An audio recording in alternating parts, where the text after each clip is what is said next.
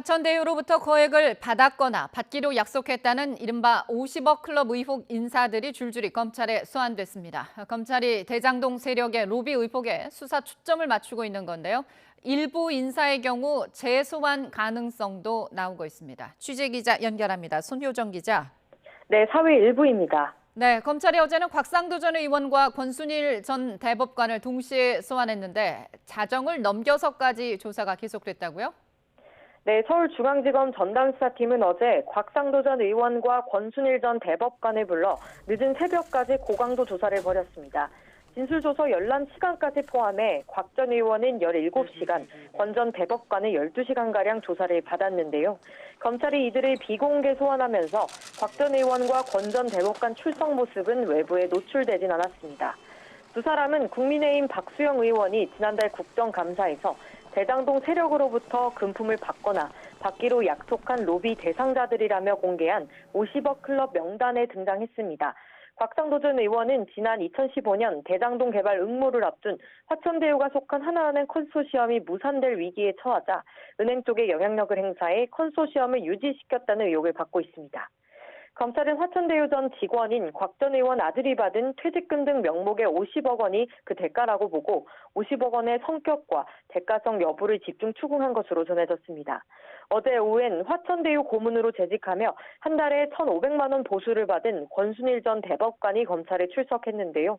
권 전 대법관은 이재명 더불어민주당 대선 후보의 공직선거법 위반 대법원 전원합의체 판결에 무죄 의견을 냈고 그 대가로 화천대유 고문을 맡게 됐다는 의혹도 받고 있습니다. 지난해 이 후보의 대법원 선고 전으로 권 전 대법관이 화천대유 대주주 김만배 씨와 사무실에서 여러 차례 만난 사실도 드러났습니다. 네, 연이틀 관련 인사들이 줄줄이 소환되면서 누구까지 처벌 대상이 될지 관심인데요. 검찰이 일부 인사들의 경우 재소환을 검토하고 있다죠?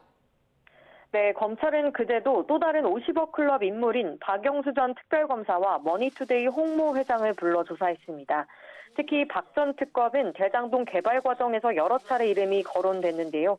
박 전 특검은 지난 2011년 대검 중앙서부의 부산저축은행 비리수사 때 대장동 개발 초기 자금으로 쓰인 1,155억 원의 대출을 알선하고 10억 원 넘게 챙긴 부산저축은행 대출 브로커의 변호를 맡았습니다.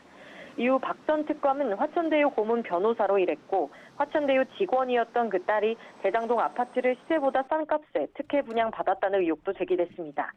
또 박 전 특검의 인척으로 알려진 분양 대행업체 대표 이모 씨는 김만배 씨로부터 100억 원을 받은 것으로 지목됐습니다.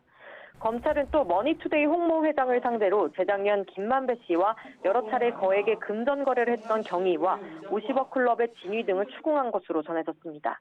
이로써 검찰이 50억 클럽 명단의 주요 인물 6명 가운데 4명을 한 차례씩 불러 조사하게 된 건데요. 앞서 김만배 씨와 천호동인 사후 소유주 남욱 변호사를 구속 기소할 당시 이들의 배임 혐의 입증에 주력했던 검찰이 이번에는 대장동 세력의 로비 의혹 규명에 속도를 내는 것으로 보입니다. 특히 검찰은 곽 전 의원 아들과 하나은행 관계자를 2차례 이상 조사하고 자택과 은행 본점을 압수수색하면서 곽상도 전 의원이 하나은행 컨소시엄에 관여한 정황을 포착한 것으로 전해졌는데요.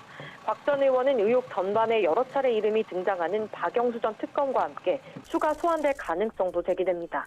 검찰은 조사를 마무리한 뒤 곽 전 의원 등의 신병 처리 방향을 검토할 것으로 보이는데요.